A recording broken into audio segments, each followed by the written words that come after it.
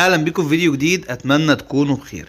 في الفيديو دوت هنشوف مجموعة صغيرة من ناس كتير صورت معاهم في ابن سندر، اخدت رأيهم. ايه رأيكم في المكان وايه انطباعهم عن المكان، وهل ممكن يكرروا الزيارة تاني ولا لا؟ هل في حد من الموجودين اساء ليك بكلمة او قالك كلمة وحشة ولا لا؟ وده كان مجموعة صغيرة من الناس اللي صورنا معاهم، وطبعا هنزل لكم باقي الاجزاء على مدار الايام اللي جاية. تنبيه بسيط عايز اقوله، اي فيديو هيتعلق بحديقة ابن سندر انا نزلته هيكون حصري على قناة طيور روماني 2 على اليوتيوب او على طيور روماني على الفيسبوك. فسواء طيور روماني فيسبوك او طيور روماني 2 على اليوتيوب، هم دول اللي هنزل عليهم بس الفيديوهات اللي انا صورتها الخاصة بحديقة ابن سندر. يلا بينا نبدأ الفيديو ونشوف اراء بعض السادة احمد متابعين القناة. جه نور ابن سندر، عايز اخد رايك، ايه رايك في المكان؟ جميل جدا، مكان لذيذ جدا ومحترم وراقي كده. انا شايفك جاي ومعاك اولادك ومستمتعين والجو كويس.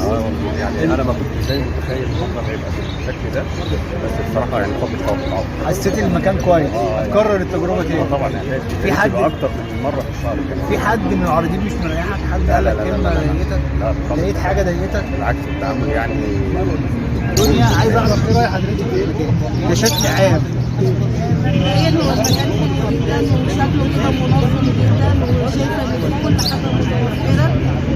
والباشمهندس روماني طبعا انا ما كنتش لسه مبتدئه في شركه العصافير، فهو اداني معلومات يعني كافيه عن كل حاجه. المكان هنا المكان طبعا في حاجه تدعو للقلق؟ حاجه ممكن تضايق حضرتك؟ لا ابن سندر جميل، يعني جميله لينا حق ان جدا. احنا ندعم المكان ده. لا حلو جدا ونظيف ومنظم وما فيهوش قلق، ما فيهوش.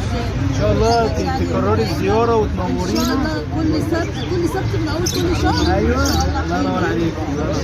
واحنا برضو ربنا يخليكي، الشرف لينا وحضرتك نورتينا.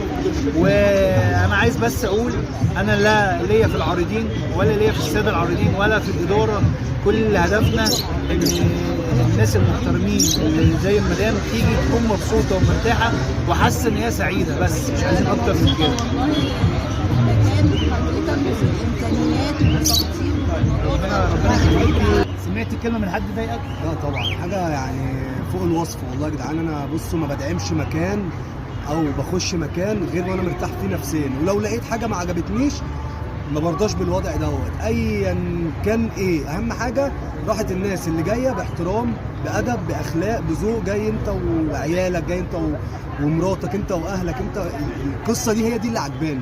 ان المكان لا فيه زحمه، لا فيه قله ادب، لا فيه ارضيه، ولا فيه الشغل ده خالص خالص خالص. فانا بدعم حديقه ابن سندر برعايه كل محبين الطيور، كل محبين الطيور ينورونا وعلى راسنا ويشرفونا. كان لينا حق ندعم الناس المحترمه دي. كل دول لازم يدعموا طبعا. لينا حق طبعا، حبيبي ناس محترمه نهارك وانا مبسوط ان انا واقف في المكان ده الصراحه. اتمنى ان الناس كلها بديل السيده عائشه حبيبي من الاخر. احد الزوار واحد الساده الهواه، راجل تخصص ريدروم وكوكتيل، كنا قاعدين بنتكلم معاه. حبيت ناخد رايك الاول في المكان. ايه رايك في المكان؟ المكان احسن بكتير من سوق الجمعه. انت حاسس ان انت عارف تلف، عارف تشوف العارضين، عارف تسال على حاجه؟ المكان قريب ومكان نضيف، يعني مش هناك بقى ارضيه وتقف بالظبط وزحمه. هو ده اللي احنا بندور عليه، يعني انت نازل مبسوط كل اسبوع كل اسبوع. والله احنا وصلنا الكلام دوت للقائمين على المكان، وعلى الله يعملوا لنا كل اسبوع. لكن انت هتكرر التجربه تاني؟ اكيد طبعا. في اي حاجه ضايقتك؟ في اي تعليق على المكان، على العارضين؟ في كلمه ضايقتك اتقالت؟ كله تمام؟ هو مكان جميل. الباشمهندس سامي اصر ان لازم يطلع معاه في القناه، راجل من متابعين القناه، اخويا وحبيبي اللي جه ونورني، جاي من المقطم وجه ينورنا في ابن سندر. انا عايز اعرف رايك في المكان، ايه رايك؟ تمام، بحاجه شخصيه محترمه كويس طبعا. نضيف طبعا، احسن من السيده عائشه والدوشه. يعني انت مستمتع؟ الحمد لله. عندك انواع طيور ايه؟ كوكتيل وبلاين وروز. ربنا يبارك لك فيهم ونشوف احلى كلمه. ربنا يخليك. كلمه في حق المعرض. حاجة ايه حلوة. رايك في المكان؟ جميلة الصراحة. مكان كويس وحاجة حلوة يعني. في حد وجه لك كلمة ضايقتك؟ لا الحمد لله، حاجة كويسة وحاجة نظيفة ولما الناس المحترمة كلها. يعني هتكرر التجربة تاني؟ ان شاء الله. بإذن الله. انا جيت المرة اللي فاتت وجيت المرة دي، وان شاء الله على طول بقى.